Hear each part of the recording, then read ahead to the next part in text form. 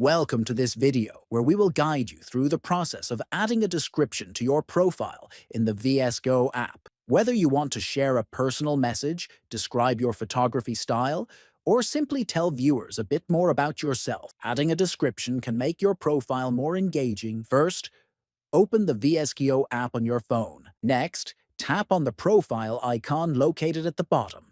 Then, at the top of the profile page, tap the Edit option to access your profile settings. In the description field, enter the text you want to appear on your profile. You can write about your style, interests, or anything you want visitors to know. Finally, tap on the Save icon at the top right corner to apply the changes. Your description will now be visible to anyone who views your profile. That is how you can easily add a description to your profile in the VSCO app. Adding a clear and personal message can help you stand out and connect better with your audience.